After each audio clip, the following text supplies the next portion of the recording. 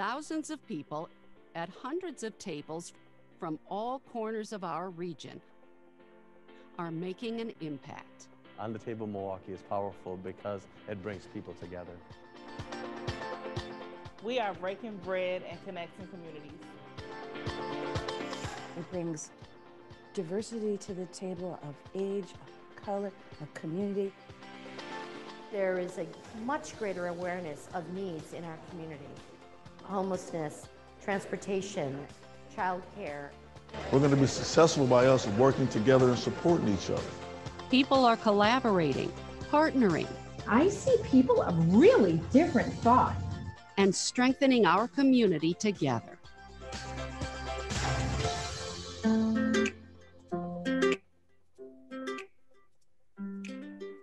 Something remarkable happens when you mix diversity and dialogue. Anytime I would see people that were of different cultures. We don't get to do that very often today, to come together with people whose backgrounds are not necessarily the same. Acknowledging each other, seeing each other, and listening to each other's story. I think that will help us build that resilience. It starts around the table. When personal stories are shared, I didn't have a father in my life either, so. Connections and commitment deepen. I don't know one person who left today's On the Table not moved and deeply impacted by the conversations we had here today. Ideas were exchanged and tears were shed. It motivates us to be present and to be a part of the solution. Somebody actually said that they were being vulnerable, so it really is a safe space for people to bring their full self. It is so gratifying to see so many people want to engage in moving our community forward.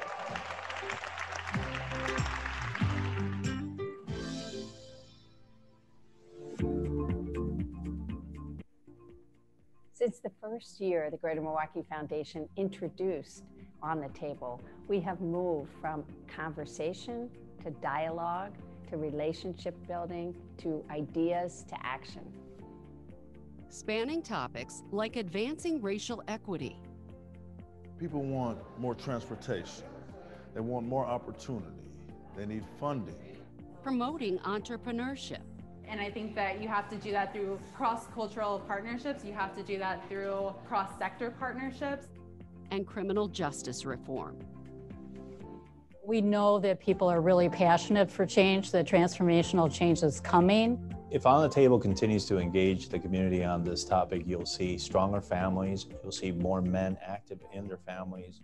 Standing up to bullies. I think the youth have a voice and we're here to listen. And harnessing faith to fight gun violence. To be able to share my story is powerful because I can change the narrative for other women. Sharing your story is healing, but we understand that we need to enact policy so that other people don't go through the same things. Where collaboration today is generating solutions for tomorrow. Your voice matters at On the Table MKE.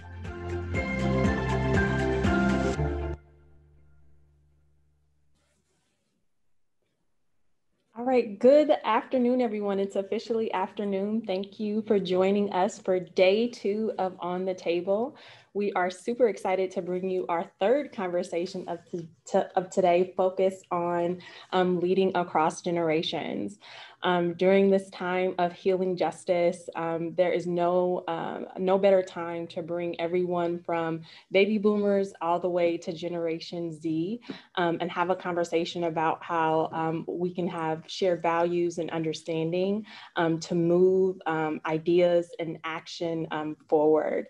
So today we have a dynamic panel and moderator for you guys today to help lead us in a discussion before we head into breakout rooms. So I'll just do some brief introductions and then hand it over to our moderator. The first person that we have here is we have Obi from the American Heart Association. Dear friend, good morning or good afternoon, Obi. We have Sam Woods from the Milwaukee NNS and Bridge the City podcast. We have Gabriella from Bridge, Milwaukee, and then we have Mark Gesner from Cardinal Stritch University. And then our panel today is going to be moderated by none other than Corey Joe Bitto from the MMAC and Fuel Milwaukee. So I am going to hand it over to you, Corey. We're super excited to have each of you join us here today. Take it away. Thank you so much, Faisha. And I'm appreciative of being asked to be a part of this conversation and to moderate it with these amazing professionals with so many different perspectives. So just to kind of start off the conversation and level set everybody's understanding, I put in the chat a link that will take you to a graphic of the birth dates of generations. So you can share in the chat if you want to put your generation. You don't have to, but as we're going to be referring to some of these terms, I think it might be kind of useful to see if what we're saying resonates with you. And if it doesn't, feel free to go in the chat and tell us how you feel. We'll be responding in the chat, and I'll be kind of looking in there too to see if you have any questions that I can elevate to the panel. So as you're looking at the graphic, it goes all the way through it starts with boomers who were born in 1946 through 1964. We all know Gen Xers, right? So 1965 to 1980 were their birth dates. Now, the one that's kind of a new one is this in-between generation, Xennials. So they're between Generation X and Millennials, and I completely understand why they did that because I fall in that range. I was born in 79. Xennials were born from 1977 to 1983. And then Gen Y, which are the Millennials, 1981 to 1996. And then the Zers, the Gen Zers, they're just starting to enter the workforce. The oldest of them have been working for out of college probably 3 or 4 years now. So Gen Zers were born in 1997 through 2010. So I see you in there repping. I'm going to ask, I'm going to kick off the conversation with the panel because our discussion today is really around leadership and generational leadership. And for me, that sparks so many ideas about what it is to lead together, to work together, and legacy building, pipelining, preparation to hand off leadership positions. There's so many things that come to mind. So when I say generational leadership, and anyone on the panel can respond to this, what are the major challenges or opportunities that you see for our community in Milwaukee around generational leadership? Are we working together? Are we not working together enough? Can we be doing more? Successes, challenges? Gabby, you're unmuted, so how about we start with you? Sure. I think the challenge to start is really recognizing that we are living in this multi-generational society, right? We have 5 generations, maybe even 6, depending on what report you're reading, working alongside each other across various industries or, working together in a community setting. So one, recognizing that, and there's always the snippets that you share that give you a kind of a broad overview of what these age cohorts, the characteristics that they hold. I think the challenge for us is to dive deeper. We need to dig deeper because not only is this a multi-generational society that we live in, this is a multicultural society that we live in. These categories can only give us so much information. So it's really our responsibility to, I guess you can call it the opportunity, right? To dig deeper, to go beyond the surface of what these stereotypes are providing us with, these kind of age stereotypes, if you will, and ask more questions, right? Engage a little bit more, learn more from one another. So I think it really goes, the opportunity is for us to be more engaging with others and to really ask those questions and make those connections. Absolutely, have to make connections. I love your point about the diversity because when we look at Gen Zers, I mean, they're 50% people of color now, and that's the first time that this has ever happened. It's going to change the way all of our communities, workplaces really kind of operate. So Obi, Sam, Mark, any feedback there? Obi, I'll go with you. I see you unmuted. Yeah, definitely. Just happy to be here. But nonetheless, to add on to what Gabby was saying, when we really think of bringing on the next generation, and when I think of even my career and how I've been able to progress in my community as a leader and in the city of Milwaukee, I think of the generations before me. It's those before me who brought me along and put me in rooms that I may have not been exposed to, introduced me to other people of other generations that I may have not known. And I think it's that mentorship, right? We have to be able to pinpoint who are the mentors in the community that can be matched with various younger generation individuals who are looking to progress forward and who are looking to lead in the city. Sam, Mark? Yeah, just to add on to what Obi said, I mean, I'm coming from, just so everyone knows, I'm coming from the kind of like younger millennial, I wouldn't say like class of 1994, but it's like birth class of 1994. But so a lot of what I say today is probably going to be, is coming from that perspective. And I see like the biggest challenge from a younger perspective, or at least my perspective, is how we open up opportunities for young people to be the change they want to see in the world with, while also allowing room for mistakes. And you know, to be a little bit more specific, like I don't want to like name names, but I knew someone around my age trying to build out an educational program for like preteen age, and they started introducing the concept of gender pronouns in the teaching, but this was nixed by management, seemingly, is the way they tell it, like because they just didn't understand it. And that was it. And like this is damaging, right? This is why like young people leave, and why like nothing, when we say like nothing seems to change, like this is why things like don't seem to change. That's what kind of where I'm coming from, at least on like biggest challenges and opportunities, is like letting young people like make mistakes. Absolutely. Thoughts, Mark? Yeah, first I'm smiling because I'm clearly representing perhaps an elder generation, which I'm not used to. So thank you for including me. I appreciate it. And just building off of some of what others said, I'm totally with the group about be careful about stereotyping, because in the end, I think there's a lot more connectivity. I mean, so many of us want to align our values with actions and make a difference in this community. So I think there's a lot of synergy. But to someone's point, I think, Sam, you were saying, one of the challenges is people learn really differently across generations often. And so if some people want the information, other people want flexibility, other people just want to make sure to engage. So understanding that is part of the challenge. But I would also say that you can free up the opportunities so that we're not so caught up about our positions and positional leadership, but really what we stand for and what we want to do. That's a great point, Mark, about how differently people learn. That'll be my next question, because I want to kind of talk about the place that we're all in. I mean, I haven't had any experiences where I just felt like I haven't been supported or I haven't been positioned for leadership. I always feel support. I'm at the stage now where I don't necessarily feel like I'm like somebody's setting me up to take their place. I guess that's what I'm trying to say. And I didn't worry about that or think about it as much when I was 20 or 30, because I was like forging my path, and and now I'm in the workplace and I am thinking more about where I fit in the world that I've already made myself a part of. And I'm noticing that I'm kind of wanting somebody to take my hand and say, hey, this is the way to do it, or come follow me. I'm looking for that. And I didn't expect to be looking for it.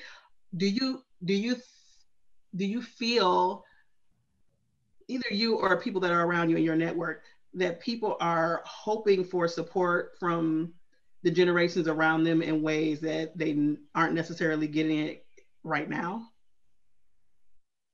Like, is anybody like me and like looking for different things generationally, that somebody says, Carol, thank you, you're there with me. And this is a new feeling for me, probably since I hit my 40s. I'm starting to feel this, I want more partnership. I want more mentoring. I want more guidance. I want more of a sense of, I know what my talents are, but what does the community need from me? And I want somebody else's feedback on that. Completely surprised me, but I started to feel it about a year ago. Anybody else feeling that? Something similar? Oh, how about you? So I'm not necessarily feeling that, but I think the statement that you're making, people resonate within the community that I've had conversations with. And I think there's a notion or assumption around when one is leading and they're at a higher leadership role in their career and in the community, it's as if they still don't need mentorship anymore. You know, so I think at a certain point, people are still like, wait a minute, like, you know, I know what I want to do. I know the space of work I want to work in, but I still need that mentorship. I still need that guidance. And I still need those before me to still be behind me in a way that, you know, I still needed them maybe 10 years prior to, you know, so I think that's where it comes from. I've also heard people speak into regards of not really seeing mentorship early on in their career. And really speak and saying that I need mentors. Where are the mentors in this sector? Where are the mentors in this industry? And really calling out for leaders to really be beside them and really help them get to where they need to be. And there's a lot of young people who are willing to walk behind, walk beside, do whatever they need to do to be able to get that mentorship, but they're looking and they're seeking. Mm-hmm. I'm wondering too if some of the folks in the older generations are hesitant to take on that role of mentor without being solicited. You know, I guess I'm assuming that all people feel that they've reached a certain place in their lives and careers and automatically they step into this mentor role, and that's not necessarily the case, and maybe we aren't communicating. Gabby, I saw you unmute. Yeah, to your point, you know, I kind of steer away from, I guess, the term mentor. Like I stopped using it a few years back. And it was probably when I launched Bridge MKE that I stopped using it, because I really felt like at the end of the day, what is it? It boils down to collaboration and idea sharing, right? That's what it boils down to, because it's not about a mentor, because I feel like there's kind of this sometimes a negative connotation to it, where it's like I have to seek someone, like you said, Obi, someone who's like at a specific level in their corporate journey or something. So to me, it's you know, I can have a mentor that's, you know, at any age, and we can all learn from one another. So I think it's more so really supporting that collaboration piece of things, and then that takes away from any kind of age cohort in general, right? It's just collaboration and idea sharing, regardless of what category you're in. I think that's what we need to put more emphasis on. And to add on to what Gabby was saying, there's a term I like to use, like board of directors. Like every organization in the NT has a board of directors, but I feel like as individuals, we need our own board of directors. So I like to call those who are, whether my mentors or those who I seek advice on a constant basis around certain facets of my life, they're like my board of directors, or I like to call them, my advisors, my personal advisors, and I have my own. And I think everybody should look in their Rolodex and think of who are the people that you tend to reach out to, whether they're in your corporations, whether they're in industries around. They might go to your church or whatever faith-based institution or affiliations you are associated with, whatever volunteer groups, but kind of start figuring out, okay, who are those people? And then you'll start really realizing you really do have an ecosystem around you of support. That's so true. And to your point, Obi, somebody in the chat made a good point. The silent generation was left off of that graphic, and I didn't introduce them. The silent generation, the graphic is a workforce graphic, so they often leave off the silent generation, although they tend to be very involved in the workforce and much more a part of our personal informal or board of director style circle of influence. So silent generation was 1928 through 1945 were their birth date. So I just didn't want to leave that out. There was a good point made about that. And a lot of my wisdom and support and confidence comes from people in that generation. Dr. Mark, I see you unmuted. Go ahead. Yeah, I just want to put in a vote for the power of mentoring at all ages and how it can be reciprocal. And also that there's sometimes formal mentors and informal mentors. And I think one of the things that Milwaukee is doing a really great job of and needs to keep growing is inserting mentors in different programs. So I'm involved a lot in innovation and entrepreneurship, and I see mentors in programs like the Commons and BizStarts and Mission Fuel, a program that I run, and that it has nothing to do with age, frankly. It's what do people bring, what experience do they have? Maybe you're a business mentor at age 30 that can give great mentoring to a 60-year-old leader of a nonprofit, whatever it might be. I'm just a big fan of that kind of giving, and clearly it's sort of mutually beneficial over time. So I appreciate it. the theme is all about communication and partnership and a lot of interaction. So I see ways in which we kind of operate and lead beside each other. I think in general, our community can do a lot more of these kinds of conversations where we're really talking and trying to understand each other. What are some of the things that you think folks across generations need to understand each other, which would make our community a little bit stronger on the multi-generational leadership front? Are you seeing any blind spots that come up often in your work that you're like, man, I just wish folks understood this? Yeah, I'd like to offer a comment on that. This is Laura Glawe with the Greater Milwaukee Foundation. And one of the things that this conversation is sort of striking up in my mind is the fact that the generational differences, you know, as someone who's worked in the field for many decades now, I feel like, you know, I'm noticing the generational difference of, you know, from X to Y, you know, and Z, and how people are stepping up differently and engaging differently. And it's really interesting to me how, you know, I've looked at how I've helped mentor people over time, and recently I've been thinking about, you know, I feel like people don't need to quietly be pulled in anymore. And this is a real positive that, you know, people today who are in the younger generation seem to just be jumping in and doing at a different style and a different way of participating in the workforce. And it's really dynamic and it's really positive. But for someone who's, you know, coming out of like more of a, I guess I just want to say an older role, you know, like the older school way might have been to be intentional and identify who the leaders are, and then talk to them and work with them and, you know, give them opportunity slowly over time.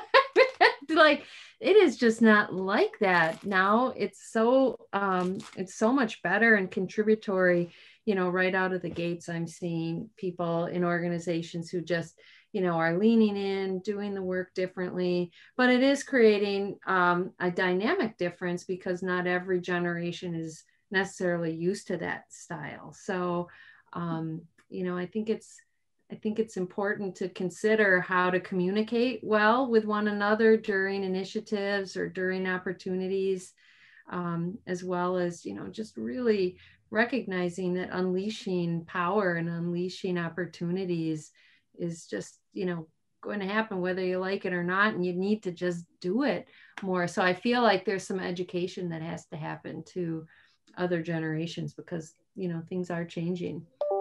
Yeah, again, it goes back to that communication, blending that kind of like no permission style leadership with the boundaries that, you know, are necessary for organizations to have some kind of order. Lots of different conversations need to happen. Any other sticking points that you just like, oh, I wish this was different? Sam, go ahead. Yeah, so I'll try to be like quick and brief with it almost comes across as advice, what I'm going to say, but for older generations talking to younger generations, just like nix the word naive from your vocabulary. Just never, ever, just like don't use it. Whether you intend to or not, that word is like received, at least I should say, like received by me and people I know. So comes with all the caveats, like no generation's a monolith, like this might be received differently by other millennials, but that word is received to me as like dismissive without explanation, like, oh, you're just naive, you'll get it eventually.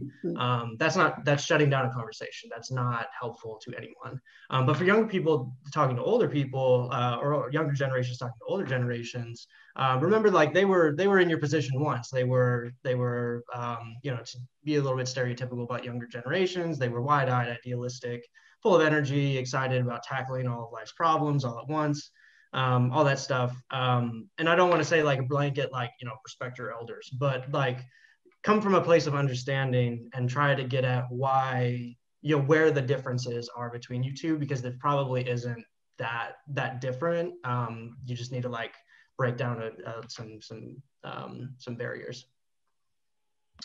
Do you ever find yourself I'm wondering now if kind of how I started off this conversation is, this is my perception, that I'm just realizing I hold this perception about leadership and generational leadership is I think from 20 to 30, I was doing a lot of work to try to like prepare myself to like step into this role. Like there's a changing of the guard. Yeah, I think that's what I thought. Like we would step in and completely replace this other generation. Maybe it worked like that in times past, or maybe I picked that up somewhere along the lines, but I think it's much more now that we're all sort of together, but I don't know that I've ever been paired on a project or any major thing that I was working on with somebody was that like with a boomer or someone from the silent generation and said, hey, we're going to put this boomer with this, you know, Gen Zer, and you guys have equal footing, and let's get this done. Have you ever seen that? And do you think it would be beneficial?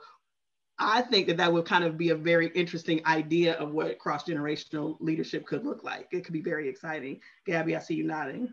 Yeah, so I lived in New York for a period of 5 years, and I feel like they were ahead of the curve in a lot of ways within their organizations or corporations that I work for.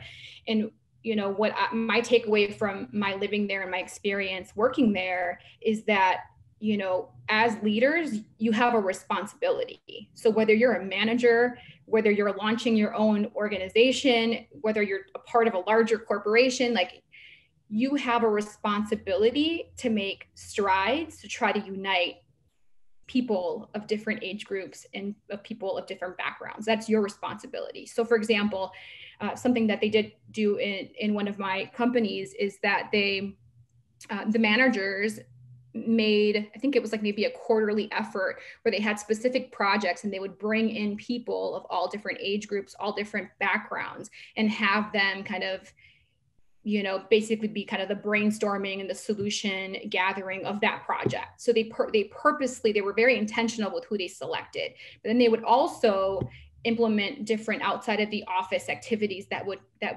really attract people from all different backgrounds and age groups. So really being intentional with what you're doing with your programming to help, you know, really facilitate and support that type of unity is really important. Mark, I'm wondering, does that happen more in the academic world than in the traditional, I mean, more of a traditional business setting where generations are very, you know, you can feel that divide pretty stark? Yeah, I mean, definitely there's age disparities in the different kinds of programs that people enter. But so I don't know if, I wouldn't say, I don't know if it's more or less, because when students get together, if they're learning the same thing, some of the age falls away because they're focused on the content. But I want to just what Gabby was talking about. First of all, as a former New Yorker, you have my attention already. Yeah. But aside from that, program design is huge. And I think, you know, you can build it into your sauce, build it into the institutional fabric of how you do things. I'm really proud of our mission field program is purposely from different not just generations, but geography, ethnicity, disciplines, industry. And I think the more that we can do that in Milwaukee and in different programs, the greater learning that's going on that we're going to learn from each other. So I really appreciated Gabby's point and her New York roots. So we got about 5 minutes left in our the moderated portion of the conversation, and then we're going to break out into small group discussions. I'm wondering, and I'll ask each of the panelists here as we wrap up to that, get closer to the smaller group discussions. What's your vision for Milwaukee in terms of leadership across generations? What would you like to see happen?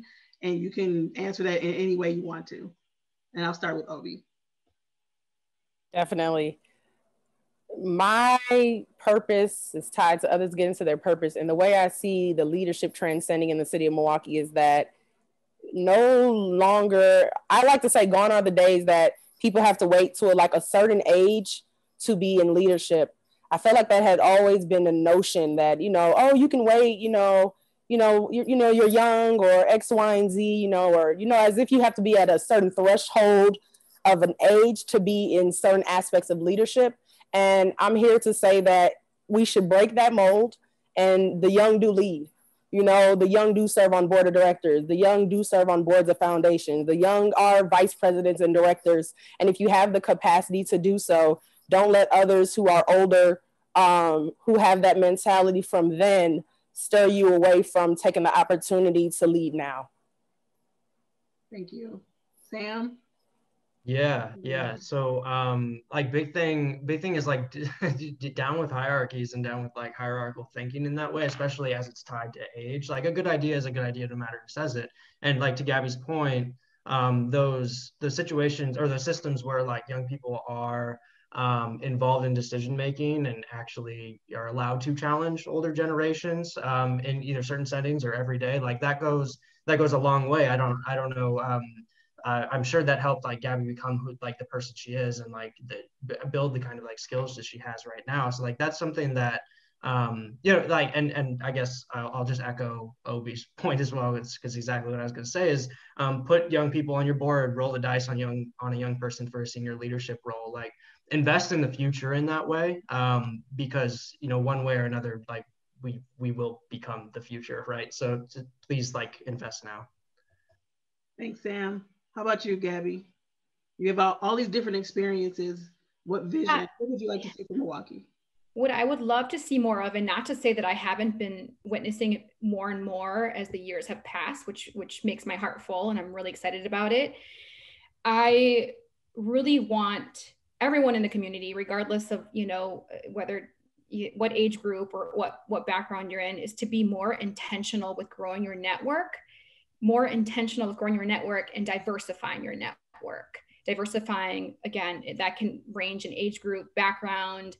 I think that is key to everyone's successes, is to make sure that you are intentionally growing your network and collaborating with others outside of your kind of, I guess, your comfort zone of what surrounded you, what you grew up around. The things that you learn is unbelievable. And that's been my finding the last few years is to really be intentional with growing that network of mine and make sure that it is diverse. Beautiful. Thank you, Gabby. How about you, Mark? Yeah, I mean, I think if leadership is a lot about influence, and we can think about giving access and influence to a variety of people and not get caught up in the positions, but if we want to shape the discussions, allow all ages to influence and access the outcomes, just like you're doing on this panel, clearly. That's great. Access and influence, diversity, everyone's included, communication, those are the themes that really resonated with me. And it's not unlike what we've been talking about a lot all summer and into the fall. Those truths ring true in so many different ways. And I think can be applied in a lot of our work and our personal relationships. So thank you all for the panel discussion. The panelists that are going to stick around for the small group discussions. If you look in the chat, there was listed a link with the questions that are going to help you navigate through the discussions, and then just accept the call to go into your individual chat rooms and you'll start to be grouped up in small groups. Thanks to the panelists. We'll be back after the small group discussions.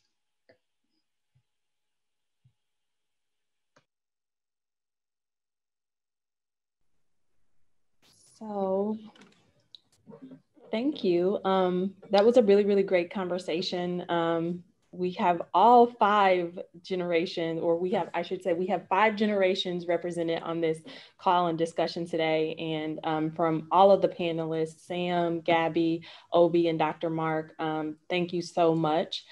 Corey, I will ask, do you have any final thoughts that you'd like to share before we close out our session? Yeah, I'll just, Carol just said in the chat, and I feel the same way. Let's just keep the conversation going. I mean, it's all about, for me, communication, and I'm thinking differently every day. I'm learning lessons every day. In our small group discussions, I admitted some of the mistakes that I've made in my youth, not understanding things that were set in place before me and now appreciating them much more. So, I mean, I have a lot to learn and a lot to share, and I think all of us are in that same position. Only way that we do that is if we keep talking. So let's just keep the conversation going. Well, absolutely. I want to thank everyone on the call, but most certainly Corey and our panelists. We thank you for your participation today and your willingness to learn and share with us. That is so crucial, and that's the first step in moving things forward. We have 3 other tables today. The next one is happening at 1:30, and that is using art as a way forward. So we hope that you will join us for that one at 1:30. In addition, we'll conclude our On the Table series tomorrow with day 3 with recommitting to Milwaukee's promise, a conversation on how Milwaukee can reclaim its future as a community. And we'll have that webinar with James Causey, so please register for that. And last but not least, thank you so much for joining our conversation today. We really do appreciate each and every one of you. And I hope to see you on a virtual Zoom later. Thank you.